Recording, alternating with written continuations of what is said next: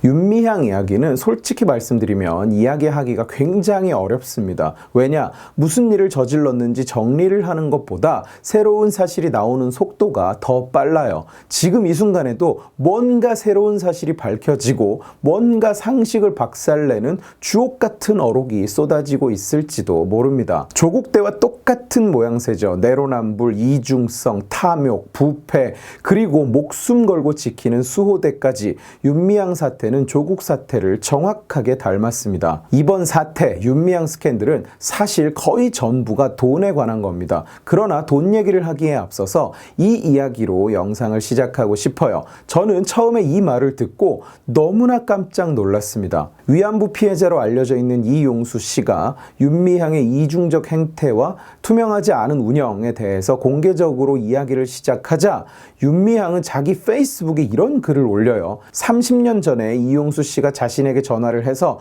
저는 위안부 피해자가 아니고 제 친구가 피해자입니다 라고 했던 것을 똑똑히 기억한다고. 이게 무슨 뜻일까요? 이 말의 의도는 뭘까요? 유치원생이라도 한국어만 깨우쳤다면 알겠죠. 바로 저 여자는 사실 가짜다. 진짜 위안부 피해자가 아니다 라고 주장하는 겁니다. 무섭도록 끔찍하지 않아요?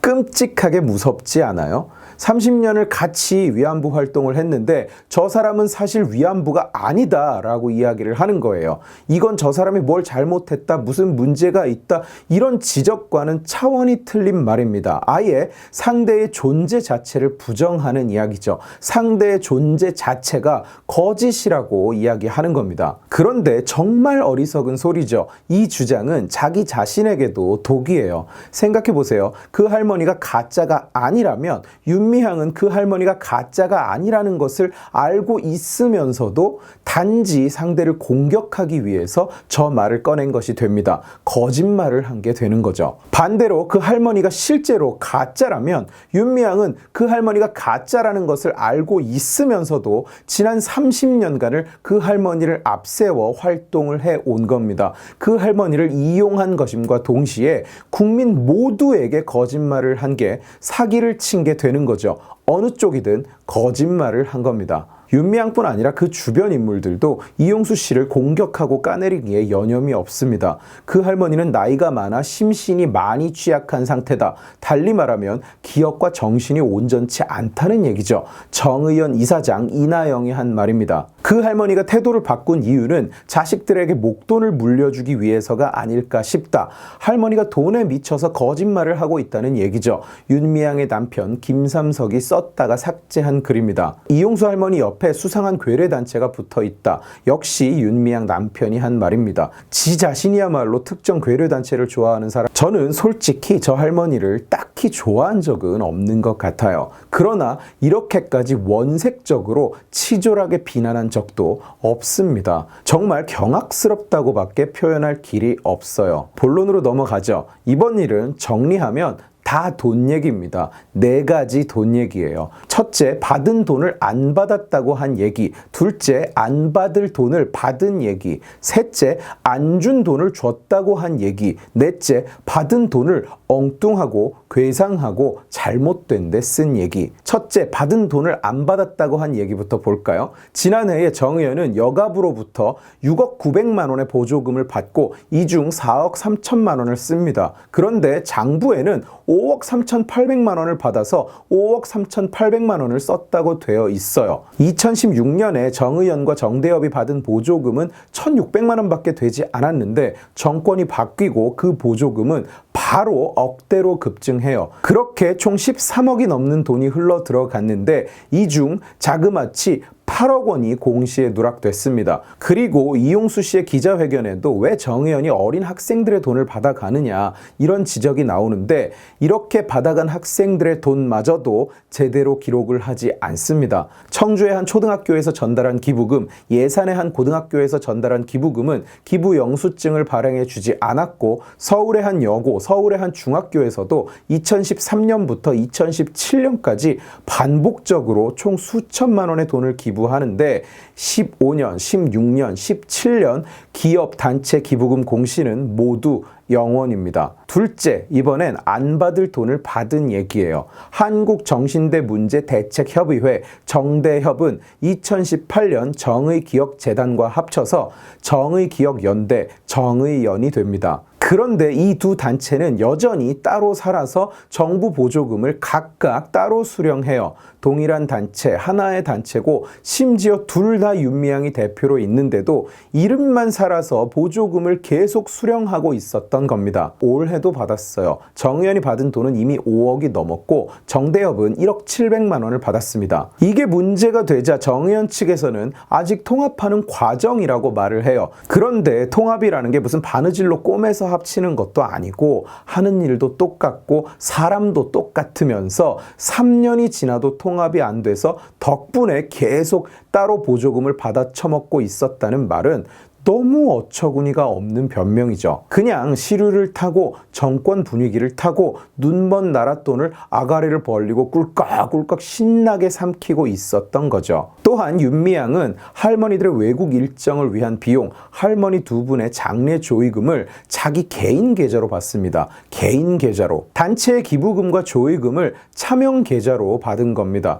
매년 억대의 보조금과 억대의 기부금을 받는 단체의 대표가 한 일이라고는 믿기지가 않는 일이고 잘 몰라서 그랬다고 하기엔 너무 반복적으로 일어난 일이죠. 현재까지 확인된 계좌는 4개입니다만 얼마나 많은 계좌로 얼마가 거쳤는지 현재로서는 알 수도 없는 상황이에요. 셋째, 이번엔 안 준 돈을 줬다고 주장하는 얘기입니다. 정의연은 2019년 한 상조회사에 1170만 원을 기부했다고 명세서에 적어요.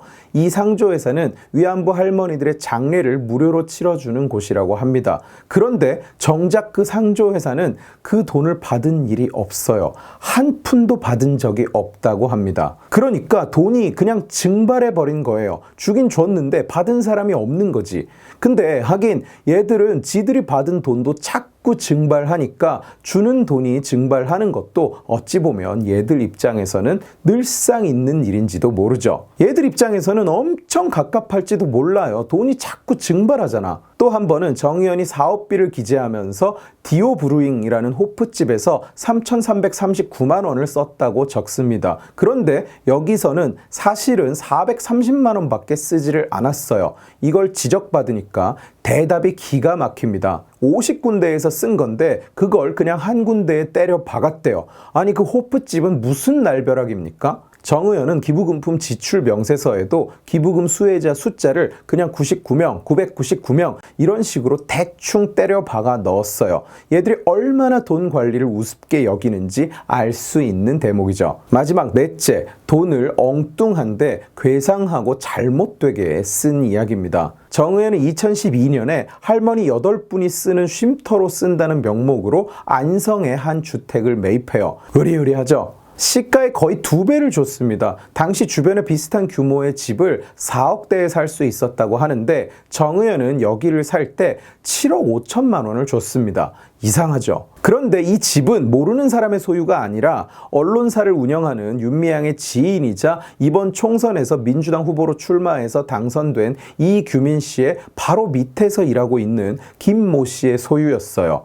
이상하죠? 말씀드린 대로 여기는 할머니 쉼터라는 명목으로 매입한 곳입니다. 그런데 동네 주민들은 여기에서 할머니를 본 적이 없다고 증언했습니다. 심지어 동네 부동산에서도 여기가 그런 집인지 전혀 몰랐다고 말을 합니다. 반면에 젊은 사람들이 와서 술을 마시는 것을 봤다는 증언은 많아요. 또한 당시 위안부 할머니 중에 여기에 와서 살 8명은 존재하지도 않았습니다. 그런 사람들이 없어요, 애초에.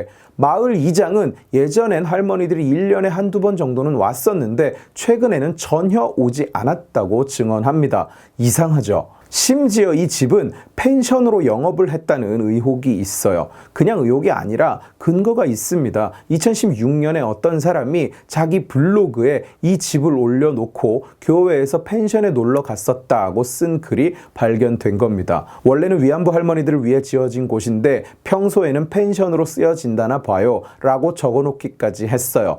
이상하죠? 또한 이 집은 평소에 윤미향의 아버지가 관리를 했다고 합니다. 아버지가 이 집에 살았던 것이 아니냐고 지적을 받자 윤미향 측은 윤미향의 아버지는 이 좋은 집을 놔두고 뒤편에 작은 컨테이너 박스에 살았다고 해명을 해요. 이상하죠? 그리고 이 사람에게 정의연은 6년 동안 매달 월급을 줍니다. 그 집을 관리한다는 명목으로. 그러니까 정의연이 정의연 대표의 아버지에게 월급을 준 거죠. 이상하죠? 그런데 이 사람은 2015년에 위암 3기 판정을 받고 수술을 받습니다. 이 집의 관리인으로 일한 기간과 투병 기간이 겹쳐요. 이상하죠? 그리고 논란이 되자 정의연은 이 집을 얼른 팔아버려요. 더 정확하게 얘기하면 이용수 씨가 윤미향 관련 의혹을 제기한 바로 다음 날 이 집을 팔았습니다. 바로 다음 날. 판매 가격은 살 때의 거의 반토막 4억 2천만 원입니다. 정의연 측은 주변 땅값이 떨어져서 그렇다고 주장하는데 해당 주택의 개별 단독 주택 공시 가격은 살 때보다 올랐습니다.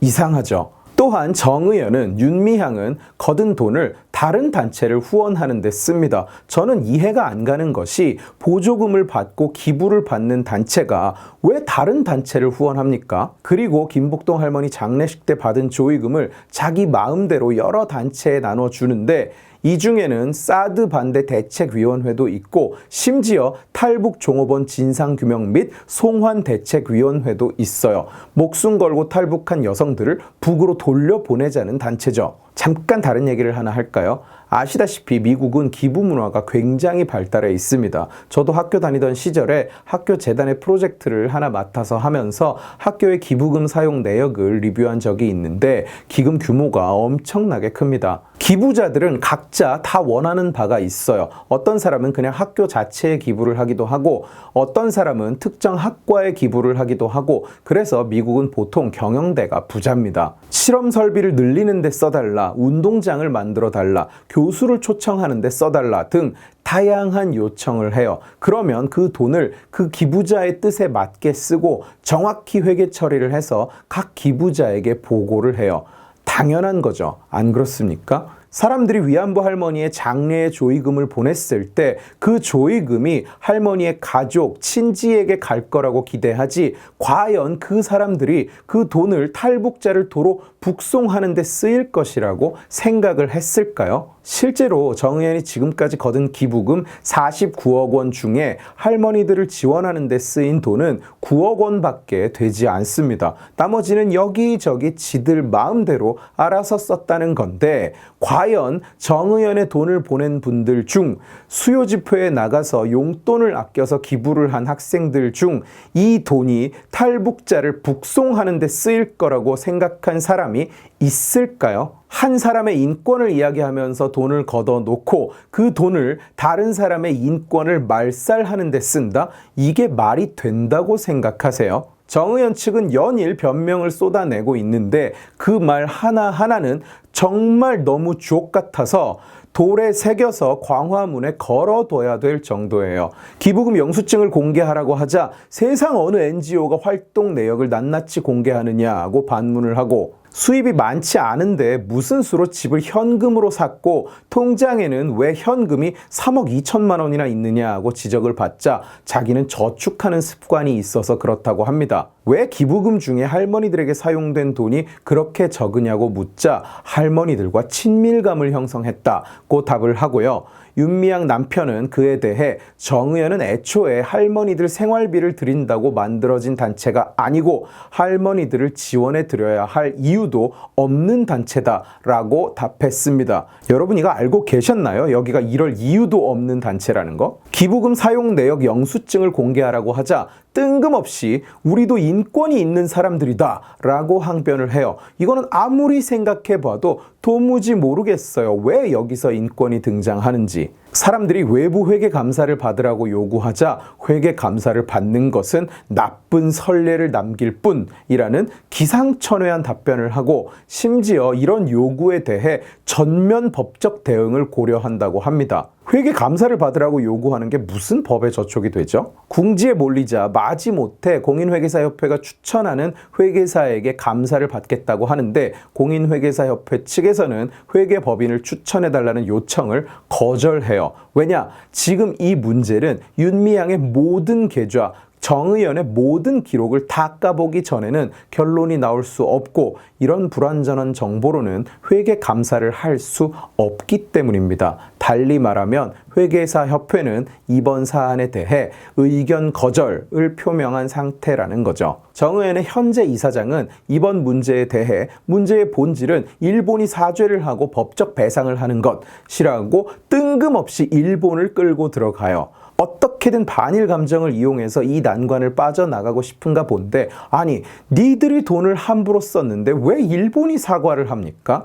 오히려 당신들은 일본한테 감사해야 되는 것 아닌가요? 일본을 이용해서 신나게 장사를 잘 해 드셨... 어떠세요? 이 상황이 정상적으로 보이십니까? 분노가 치밀어 오르지 않아요? 윤미향, 정의연 누가 봐도 문제가 있어 보이죠? 자, 그렇게 분노하신 여러분께 김두관이가 한마디 합니다. 여러분이 하는 짓은 보수망나니의 칼춤이랍니다. 축하드립니다. 정상적이고 상식적인 사고방식을 가졌다는 이유로 보수망나니가 되신 여러분. 오늘 지식의 칼은 여기까지입니다. 재미있게 보셨으면 지식의 칼 채널을 구독해 주시고 이 영상을 주변에 공유해 주세요. 여러분들이 공유해 주시면 설득은 제가 하겠습니다. 고맙습니다.